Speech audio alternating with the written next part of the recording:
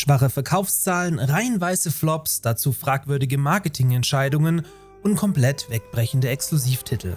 Microsofts Xbox-Sparte steht trotz massiver Investments ohne Frage mit dem Rücken zur Wand und orientiert sich zunehmend in Richtung ihres Game Pass-Abo-Modells, auch wenn angeblich neben einer neuen Xbox TV-Konsole zusätzlich auch noch eine Handheld-Variante folgen soll, die nach aktuellem Stand aber maximal noch eine kleine Nische an Hardcore-Fans bedienen dürfte.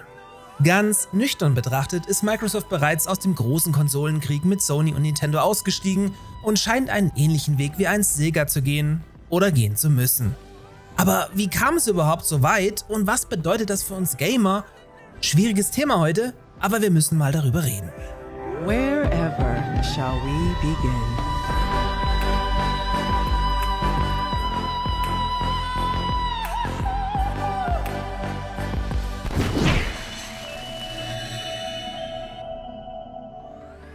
Dieses Video wird euch von Instant Gaming präsentiert, welche natürlich auch Xbox-Spiele zum Teil deutlich günstiger im Portfolio haben und ihr hier dementsprechend viel Geld sparen könnt.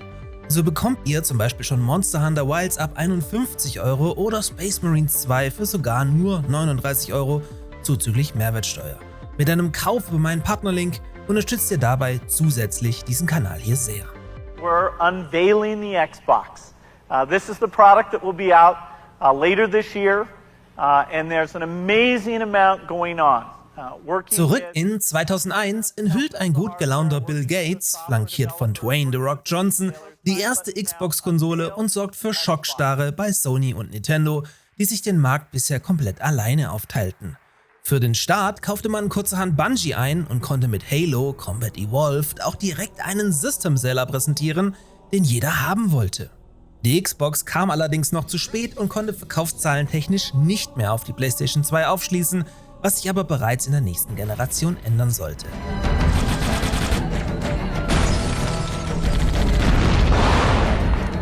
Denn im Gegensatz zur ersten Xbox konnte die zweite Generation, also die Xbox 360, bereits komplett zur PlayStation 3 aufschließen und musste sich nur der Nintendo Wii geschlagen geben, die wir mit einer anderen Zielgruppe aber auch direkt wieder ausschließen können. In dieser Generation glänzte Microsoft mit dem Abschluss der Halo-Trilogie, führte Gears of War ein und war unter anderem mit dem Rare-Titel Viva Pinata sehr erfolgreich. Zudem war das Online-Spiel noch kostenlos oder eben sehr erschwinglich und auch die dazu nötige Infrastruktur der Konkurrenz meilenweit voraus. Microsoft war an diesem Punkt mit ihrer Xbox am absoluten Höhepunkt.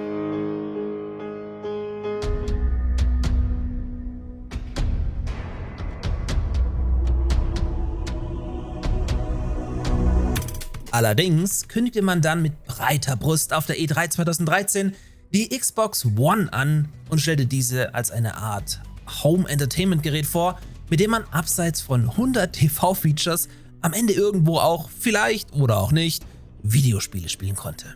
Damit ging man wohl als größtes PR-Desaster der Konsolenindustrie in die Geschichte ein.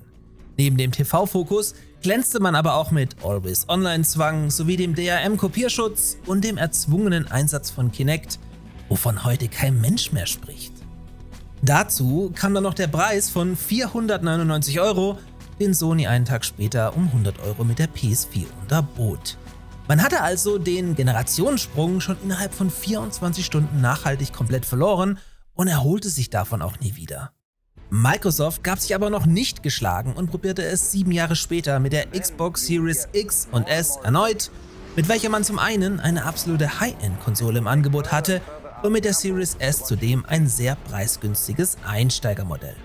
Jedoch scheiterte man hier nicht nur am sehr fragwürdigen Namen, sondern auch an krassen Lieferengpässen, aber vor allem an fehlenden System-Sellern.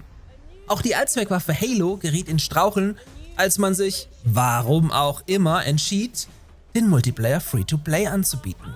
So durften Halo-Spieler zum Beispiel für die Farbe Blau auf der Rüstung im Spiel mal eben $8 blechen, was sich natürlich sofort in einem Shitstorm sondergleichen rächte.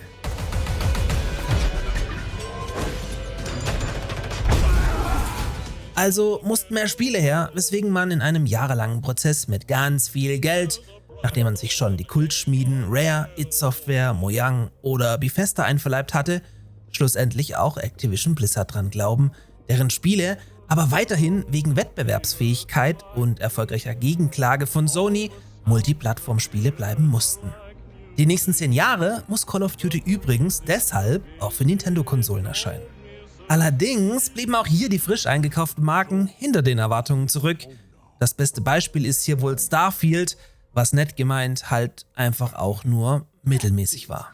Und so musste man ab einem gewissen Punkt irgendwo in dieser aktuellen Konsolengeneration ganz nüchtern feststellen, dass die massiven Investments in Marken, Studios und Spiele sich durch schwache Absatzzahlen der beiden Xbox-Konsolen nicht rechtfertigten. Was folgte, war dann der heute noch bestehende Ansatz, Stichwort This is on Xbox. Weg von der eigenen Hardware, hin dank Cloud-Lösungen auf so viele Geräte wie nur möglich. Fast jeder neue TV hat heute bereits eine Xbox-App vorinstalliert und via Xbox Controller und Ultimate Game Pass lässt sich darauf, vernünftige Internetverbindung vorausgesetzt, auch ganz okay zocken. Also mein 10-jähriger Sohn nutzt das und findet das auch ganz cool. Für mich persönlich macht der krasse Input-Lag trotz Gigabit-Leitung und die verwaschene Grafik das Ganze aber komplett ungenießbar. Ob man damit auf lange Sicht erfolgreich sein wird, bleibt abzuwarten. Denn auf die ganze Misere obendrauf begann man 2024 mit Hi-Fi Rush, Grounded und Sea of Thieves die ersten Exklusivspiele auf die PlayStation 5 und teilweise auch auf die Switch zu portieren. Später folgte dann auch Forza, vor kurzem Indiana Jones und demnächst Doom, The Dark Ages und sogar Gears of War. Fehlt eigentlich nur noch Halo, was aber auch nur noch eine Frage der Zeit sein sollte. Dass die Master Chief Collection für die Switch 2 kommt, ist zum Beispiel ein schon lange ganz schlecht gehütetes Geheimnis. Angeblich arbeitet Microsoft bereits unter Hochdruck an einer neuen Konsole und sogar an einem Handheld für 2027, den sie gegen die allmächtige Nintendo-Konkurrenz stellen möchten.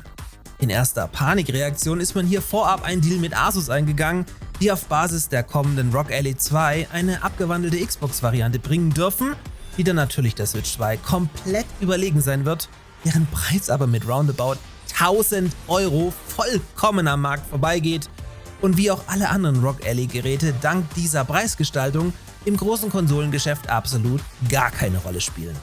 Generell muss man sich als Xbox-Fan aber sowieso die Frage stellen, für was man jetzt noch genau in Xbox-Hardware investieren soll. Sind es die Exklusivspiele? Denn die gibt es schlicht nicht mehr. Ganz im Gegenteil, sogar bei Sony und Nintendo erscheint deutlich mehr. Ist es der, ehrlicherweise richtig geile, Controller? Der funktioniert halt aber, abgesehen von PlayStation und Switch, überall auch so. Ist es der Game Pass? Wohl kaum, denn auch den kann man mittlerweile überall nutzen. Microsoft verkauft also weiterhin Software in der Hoffnung, dass sich das in Form eines Abo-Modells auch lohnt. Ich meine, wer weiß, aber hardwaretechnisch? Vielleicht übersehe ich was und ihr schreibt mir das bitte in die Kommentare. Aber warum sollte sich aus heutiger Sicht noch jemand eine Xbox kaufen, die übrigens neulich auch noch durch die Bank mindestens 50 € teurer geworden ist? Oder eben die Nachfolgegeneration ohne echte Exklusivspiele? So hart das klingt. Die Xbox als Konsolenmarke ist tot und Microsoft ab sofort ein Third-Party-Publisher mit unzähligen Spielemarken, die jetzt überall erscheinen können und werden. Man kann nur hoffen, dass sie nicht komplett die Lust verlieren und zumindest die ganzen eingekauften Studios so weitermachen dürfen wie bisher. Denn auch wenn die Mega-Erfolge in letzter Zeit ausblieben, dürfen Firmen wie Bethesda oder id Software einfach nicht verschwinden. Gegenteilige Beispiele gab es in dieser Branche allerdings schon zu Genüge.